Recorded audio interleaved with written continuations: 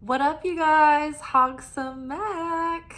We are still in the window of time known as Shavuot. It was actually the peak of this Hebrew holiday, began last night at sunset. And the idea was to stay up all night and connect through studying scripture, Torah, Zohar, what have you.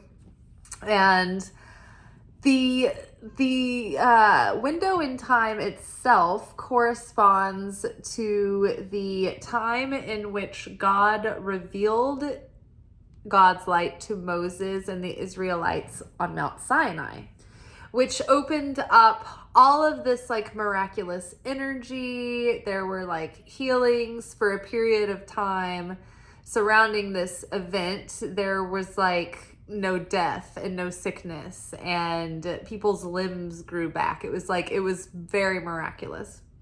So every year, this holiday comes around. It's kind of not one of the talked about ones are super popular, but it's super potent as far as connecting to life-changing, transformative energy if we set our consciousness on it. And so this continues in the self-evaluation that we've been doing from, I feel like we've been talking about, well, we're always doing the self-evaluation, aren't we, in the inner work? But I know we've been focused probably on something specific, some specific challenges and some specific desires tying into Passover, right? What were those lingering negative behavioral and thought patterns and subconscious programming that we wanted to break so that moving into this new cycle, we can start to really embody that higher consciousness and that higher level of self, awakening the overself, if you will. So this reading really encourages us to stick with it and continue to go deep into plumbing our depths for our shadow aspects and our shadow nature. So from the wild unknown, and I'm sorry if I didn't preface this by saying we're here for our alchemy message. And so on Wednesdays in the middle of the week, we look into our process. How is Spirit commenting on our involvement with the work this week, with our assignments? So Monday we get our spiritual assignments and the anchor message, and by Wednesday we're in the work. We are focusing on the lessons. We're out in life being challenged by the lessons, and we're trying to show up. And so it's Wednesday is the reading that goes into unpacking the work and how we approach the work. So from the wild unknown alchemy deck, we've got Jupiter, which is very exciting to see. Jupiter is expansive, and whatever it touches, it enhances and expands and magnifies. So whilst things in our life, the parts of our life that are unstable or maybe toxic or wobbly, things that need attention might be magnified so that we can see it better over the next, over the last few weeks. It might have been magnified over the next few days. We're coming to the end of the Omer. So the Omer is a 49-day period following Passover. It's 7 weeks in which in the 7 layers and the 49 sub-layers of the soul are tested. And so during this time, it's we can see, okay, what needs to come up? What can I transcend? What can I heal?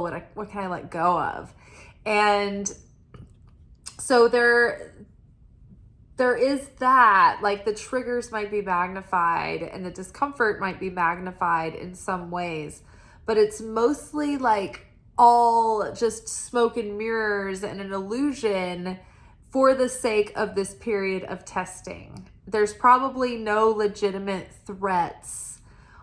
It's probably mostly just an illusion, right? And it's here for the simulation to take us through our paces and see how far we've come, how far we've grown, how far we've elevated our soul, how much certainty we've been able to build, how much self-mastery and self-discipline and determination we've been able to build, how much strength, how much courage. So how much negativity have we been able to transform? How have we been able to rise above our scared, lazy, desperate, hungry, lustful body consciousness? And in doing so, all of this inner work we've been doing, all of the offloading, we've been so just devoted and passionate about it, and it's finally starting to make a difference. Do you notice a sense of disembodied well-being in the air? That is Shavuot. So as the Omer culminates in our work to dig up our darkness and alchemize it, and when we break down that negativity, it's like matter is never created or destroyed. So basically in a sacrifice, you break the vessel open and the life force, the energy is released, and it's then redirected into something else. So our negativity then is transformed into strength, kindness, goodness, wisdom, determination, humor, creativity. We transform it into light that we share into the world on behalf of the Creator.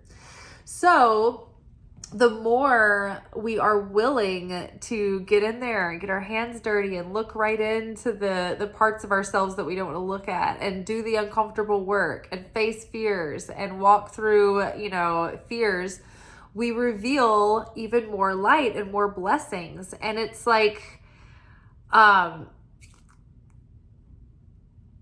it's in proportion, it's proportionate to how much our blessing, sorry, I'm dysregulated right now, but at the intensity of our blessings, the magnitude of them is going to be proportionate with the amount of healing and work we've done and the amount of fear we've been able to overcome in ourselves. So it's like when you feed a turkey.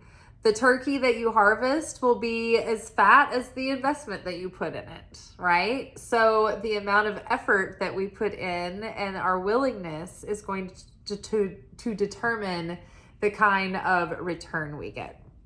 So I'm very excited. I feel like Jupiter is really expanding our sense of hope and enthusiasm.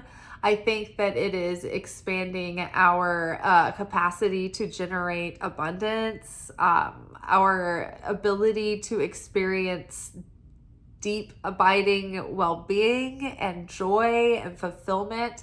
And those things aren't coming from outer conditions.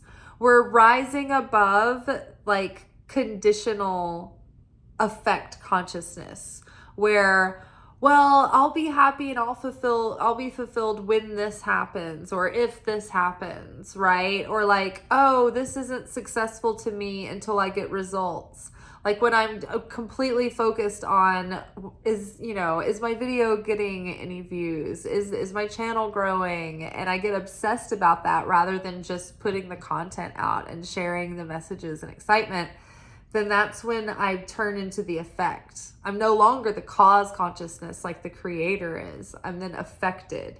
And I am waiting for outside conditions and circumstances to make me happy. Ooh, I need that to be satisfied.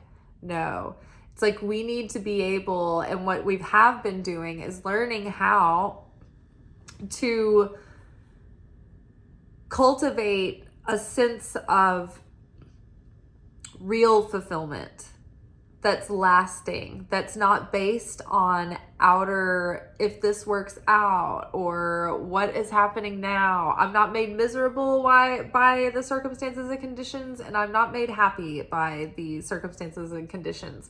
They're great, they can enhance my happiness, but either way, I am going to be fulfilled. I'm going to be good. I'm going to be fine. I'm not dependent on that. I can set my consciousness like a thermostat. And how we do that is that we plug into the Creator for our nourishment. We look into like strengthening our consciousness within, and our patience and our trust. And we tend to those inner treasures rather than obsessively going after outer material treasures and material titles and material, like our worldly sense of what's successful, or attaining objects. And it's like when you keep trying to just fill a void with things and people and experiences and titles. Oh, and I thought I was going to be, I thought that winning the Oscar was just going to change everything for me. And it's like, no, you're going to be excited for a day. And then, no one's going to want to hear about it because everybody already saw it. And then all the magazines and all the internet and everything. And then, it's just like, you go back to the same old, right? It doesn't last. It's a fleeting high. Whereas if you can be filled up by your connection with the Creator on a regular, consistent basis, and you're not afraid, oh my gosh, because you know that the Creator is your provider, protector, and you know that like when an opportunity comes up, and our tendency is to think like, oh, this is it, this is my big answer, this is the big thing, and it's like it never is. And like when you realize that, it's like it's just a vessel, right? Anything can deliver, anything can fail to deliver. What we're wanting is the light within that vessel. And so when we know how to bypass the vessel and be directly plugged into the light, we're not afraid. We're not controlled by the coming and going of vessels or the changing of circumstances, because we have a deep, abiding sense of peace and serenity and gratitude and well-being. And so it's hard to shake that after that. So I think that all of that is beginning to expand. And so at the end of the Omer, the testing period, it culminates in this Shavuot, where the Israelites were revealed this light from the Creator, because at that point they were the most unified as a group and in love as they'd ever been. And so it wasn't until they started, turning back to their old ways. But for a period of time, they were like kumbaya, like we're all in unity, we're all on the same page, like we all have a sense of like sharing. It was like enough of a critical mass. Like it wasn't necessarily that it was every single person, but it was a tipping point on the scale. It was like more unity than division. And so right now we're kind of tapping into that sense of inner fulfillment and well-being, because that's the energy that comes along with this holiday. But also our work that we've been doing has also been creating space for us to begin to feel this way, to have hints and like feel what it might be like to feel so grounded and so stable and so protected and provided for and optimistic and certain and just at rest inside. That is literally like the Bible refers to bliss or states of ecstasy, and what it's literally translating to say is like you're at rest, your soul's at rest, you're not worried, you're not hyper vigilant, you're not in survival mode, you're not grasping or desperate or starving or horny or terrified. It's like you're just good, you're all good, you're satiated, you're satisfied, but you still have a desire to live and to experience and to grow. So Jupiter coming in, that influence. Then we have disillusion, solutio. This is the dissolving through water, particularly through salt water. I love that this image reminds me of Genesis in chapter 1 when it talks about the Spirit hovered over the waters.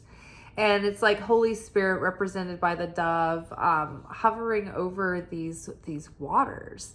It's like peace coming over our soul, peace coming over the depths, right? We are going into our depths so that we can cleanse them of the refuse, the filth, the waste, the debris that keeps us dense and weighed down and afraid and negative and selfish and controlling, right? Machiavellian. We're letting all that go, but in order to do that, we can't shy away from the darkness when it looks uncomfortable. We have to seek it out. And it is uncomfortable and it's not easy. But by doing that, so like mankind, the fates of man, good versus evil, it's like on these scales. Can you see my set of scales in the background here? And it's like every time we overcome our darkness, we tip the scale a little bit in the destiny of mankind. We're helping not only our fate and destiny be written differently tomorrow, but like the fate of humankind, like we're adding to that as well. So being a seeker and a student of spirituality, right, and a disciple of the Christ consciousness, we are different from people who just want to be happy and have a peaceful life and like go to heaven. We're going into the hardest parts. We're going into those shadowy depths. We're looking at all of the things that people don't want to look at, and we're digging it up and we're seeking it out and we're spending time there. And the more that we spend time with it, looking at it, examining that darkness, questioning it, accepting it, loving it, and then deciding to change it, deciding to choose differently. It's like we're dissolving the layers of that. It's called klipot in Kabbalah, but basically it's like these shells of negativity that get built up over us, you know, as we get set in our ways and as we like hold on to a grudge and as we get determined to not change, and over lifetimes and years and months and all of, you know, this lifetime and many lifetimes before, it's like the light of the Creator gets dimmed by these layers of ego that get built up around us, and they conceal our innermost being, the purest part of our being, that higher self that's not weighed down by all of this societal programming and shame and fear and insecurity and lack and judgment and criticism and all of that. So the salt water is here to dissolve this. And when, you know, you think of salt water, you know, you think of like sweat, tears, and that salt, it preserves something, it dissolves it, it breaks it down, there's so much that salt water can do. Salt water is amniotic fluid that supports a growing baby, right? So salt water, it's like there's so many different ways that it can be so powerful and either destructive or life-giving. But either way, in this scenario, it's melting away what is holding us back from revealing more of our light, more of the Creator's light into the world. And so we're not only, you know, connecting and spreading the light through like studying and praying and meditating, but also by showing up and using our gifts and our skills and our unique talents and sharing those with the world, not hoarding them under a bushel basket, but hanging that lamp up on the post so that it can be projected out into the world. And then we've got chaos here. And so it's interesting because in the beginning, the world was without form and there was void and chaos. But it was from that chaos that God pulled this raw, unadulterated material of potential and said, let there be light. And so it was out of void and out of chaos that we created light from. And then we pulled that light from that chaos and we created life with it. And so as the creator literally pulled reality from void and darkness and chaos and created light, and then breathed life into that light and made a whole reality with it, so too do we in the mirror image of the creator. We take our darkness, we take what we're completely unaware of, that we don't even have revelation about, from coming up, down from the top, from the cosmos, from the depths within, the parts that we can't see in ourselves. And we go there and we go to that void and that chaos. And it has no shape, no form, no discipline, right? We haven't formed the consciousness there. It's erratic. It has no focus, no intent, no stamina, no perseverance. And we take that raw, unadulterated potential and that darkness, and we take it and we mutate it into light.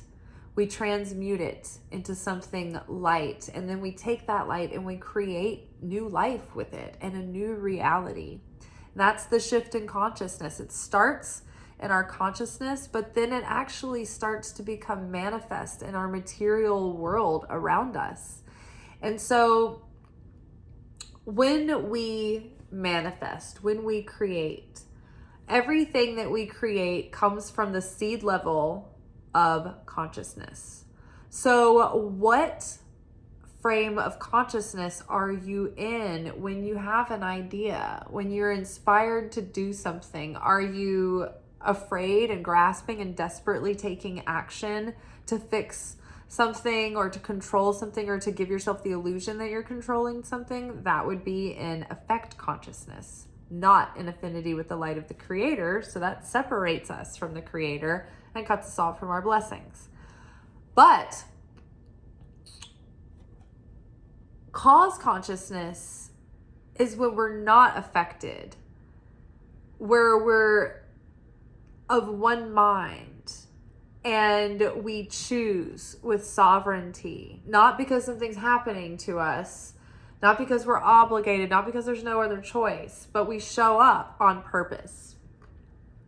And so if we can be in any given situation and the conditions could be exciting or distressing, but whatever they are, instead of being washed over by an emotional wave and then taking impulsive action based on those emotions, we should pause and restrict ourselves and check in. Okay, what are my default settings with my negative behaviors from the past that I'm overcoming? Anything familiar coming up right now? Don't move, don't do anything, don't react. How does my soul want me to show up right now? What action is creator impressing upon me to take in this situation? I have a choice here how I want to proactively show up. So what choice do I want to make? I don't want a default setting. I don't want to go back. I'm not a robot. I've worked so hard in this life to prove everywhere to everything and every system that I'm not a robot. And I'm be damned if I'm going to start acting like a robot by just living in autopilot, right? I'm a sovereign person. I have cosmic sovereignty. I have free will. And I'm going to be intentional about how I live and show up in this life, right? Where we have a limited amount of time. And so what consciousness do I want to be in when I'm creating, when I have an idea? Ooh, that fills me with love and excitement and joy and bliss. I want to do that. That's great. I want to share. I want to help. I want to pitch in. I want to do this. This would be nice for this, those are great. Like sharing, like being a proactive giver, right? Not because you want something in return, not because you think it'll make a difference in a positive way to come back for you. It's just because you just want to put goodness out into the world, right? So that would be a consciousness of sharing, cause consciousness. If we are in a state of fear or lust or jealousy or covetousness, or if we're feeling the flesh and we want to respond, we want to have a reflex, we want to be reactive. If we take action when we're being reactive, then that action has a seed level of chaos in it. So when we're in the effect, when we're like, oh, I'm a victim in this situation, why is this happening to me? Or, we feel like we don't have a choice, or we're forced into it, or, I don't have any other choice, there's no other way. Like, we are being the effect consciousness. So whatever action you take from that space, it's going to have chaos in it. It's going to have a seed level of chaos. If you take action from anger or jealousy or resentment or cattiness or whatever it is, non-healthy, toxic competitiveness, right? It's going to have a seed level of chaos. So be mindful about the state of your consciousness when you are choosing and how you show up. So Jupiter was paired with the Queen of Cups. So again, this emphasis of the Queen of Cups can delve in and go into the depths and search her subconscious, search the intuition. The Queen of Cups is super insightful. So again, going into our subconscious, where are we being controlled by our emotions, and where can we feel our emotions and acknowledge them and honor them, but also maybe not make our choices or take actions based on emotion alone. We can learn about ourselves and things about ourselves from our emotions, but we don't necessarily have to be ruled or controlled or driven completely by them. And so there's different aspects about this. So the Queen of Cups tends to really take care of everyone. She's very intuitive and very compassionate and understanding. So people often come to her and they want her help and they want her, loving nourishment. She's a very, supportive, encouraging person. But because she's so encouraging and loving and she is so empathic, sometimes the Queen of Cups character, and that this can be any gender, but it has a lack of strong enough boundaries. And so they overgive, and to the point where they begin to deplete themselves. And maybe they start to feel obligated or dutiful or oh, I can't say no. And it's becomes a thing of guilt. And then they're just being nice, but they're building resentment and exhaustion and depletion, right? So then you become the effect, and then you become sad and snippy and short and weepy and tired. I'm a baby. I'm just a little baby. And you're miserable and you're lashing out and you're short with people. You've become the effect. But when the Queen of Cups has strong boundaries and she can say, I need to step away for a minute. I give as much as I can from my motivated, voluntary place. I give from my heart, I give fully, and then when I need to take a step back, I do that when I need to. I can't overgive to the point of depletion, because then I have nothing left to give. So the Queen of Cups, when in balance and when healthy, has a very she has very strong boundaries, but she's also incredibly generous and giving, but she knows when she's hit her limit. And I think it's so interesting because the The Chosen is about Jesus finding his disciples and them going on the road with the ministry and the ins and outs of that on a daily basis. But I love it because half the time Jesus isn't even there. He's I've got to go off into the wilderness for a couple of days. I'm exhausted. I'm so depleted. I need to get with my thoughts. I need to pray. I need to I've got a lot going on. I need to replenish, and I need to take a couple of days to myself. And then you come out and he'd be boom, drop that fire, raise the dead, and he's okay, wow, that was exhausting. Whew, okay, I am famished and I'm exhausted. I'm going to go to the wilderness. I'll be back whenever. Y'all know how to keep running things while I'm gone. like, right? Like well-adjusted Queen of Pentacles or Queen of Cups.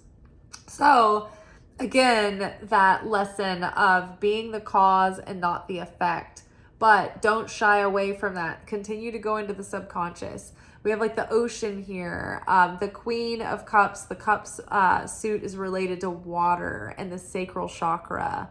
And that those themes have been coming up, and that sacral chakra holds the subconscious. And so that's what we're purging. That's what we're cleansing right now. That oceanic salt water brings the dilution, right?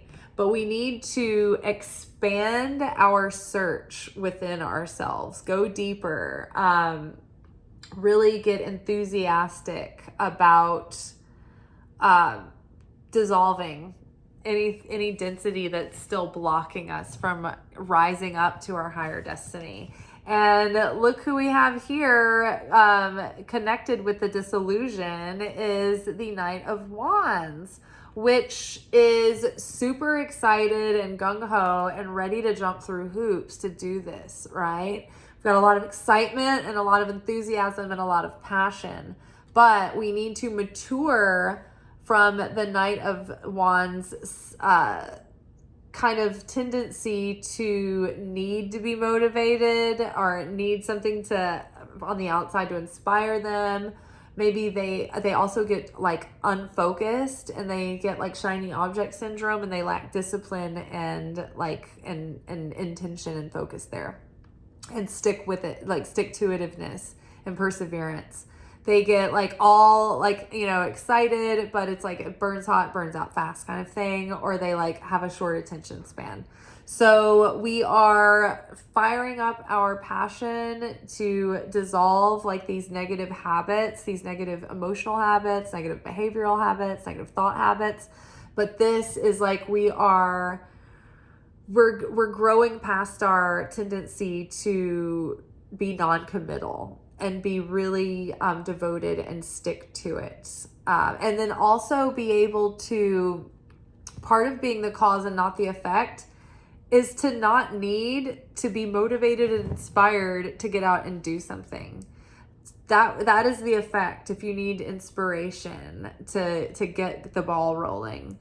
And that I'm that person. I love inspiration. I love motivation. I love to be inspired. I love to fill up my tank, but like it shouldn't be at the expense, or like we shouldn't need that in order to start taking action. We need to be able to just take action like a machine, because we're professionals and we're showing up to our dreams and our goals and our destiny, and we're devoted and we're committed and we're going to be consistent, because we're the cause, not the effect, and we're choosing to be so.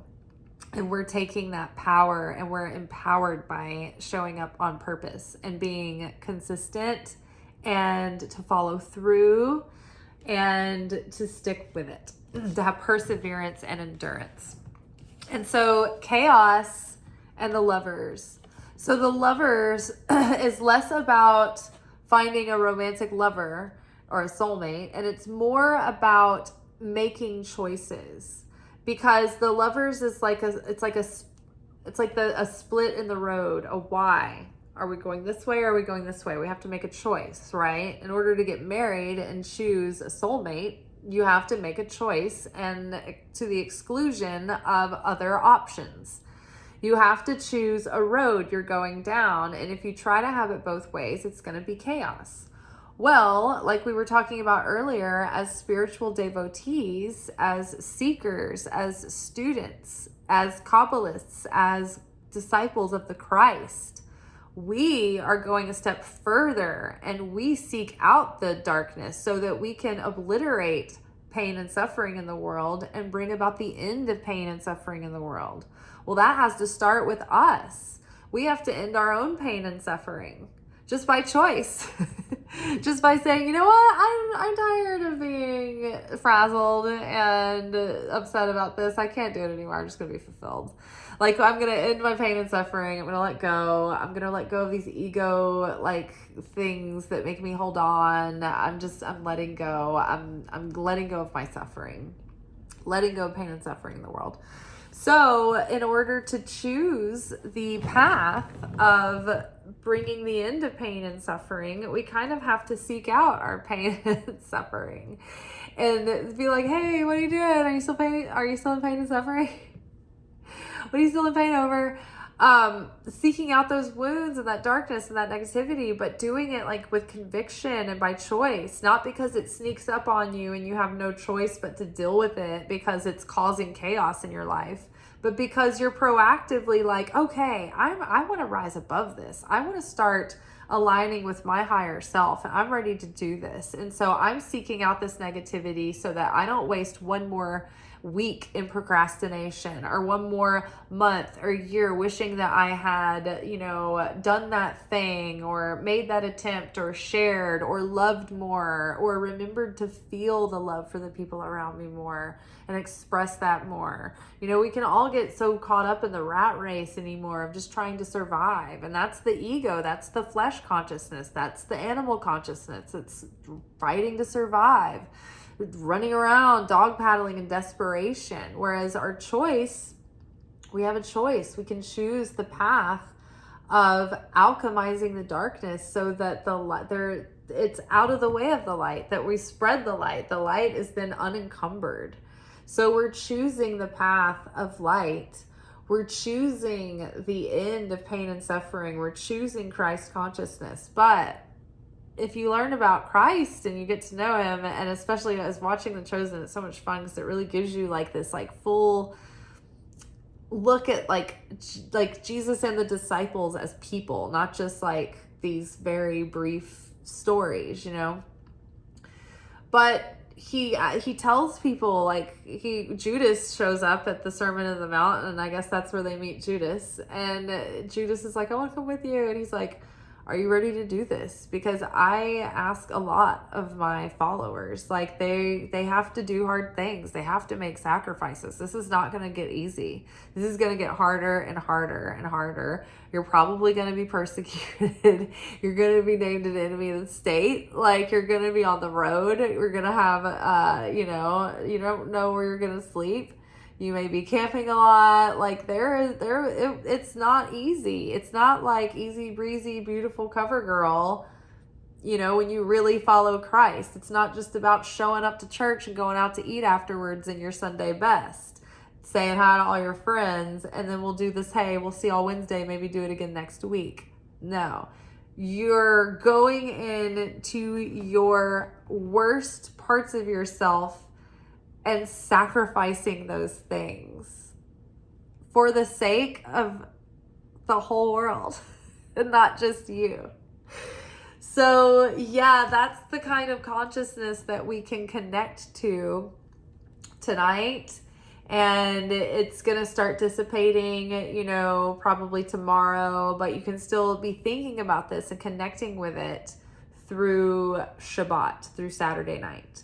So some questions to journal with yourself, and some questions that we've been talking about recently coming up in classes that have coincided with the Omer and with Shavuot is, let's see, what was that journal entry? Okay, so where in your life do you feel like you're obligated and you have no choice? Like, where do you believe that? That's where that effect consciousness is, right? Where do you think you feel obligated and you have no choice? Now, can you change that perspective and go at it with a sense of sharing? Whereas you did feel dread and obligation, can you change and shift your perception and then be enthusiastic and optimistic and excited about giving and sharing instead of dreading it?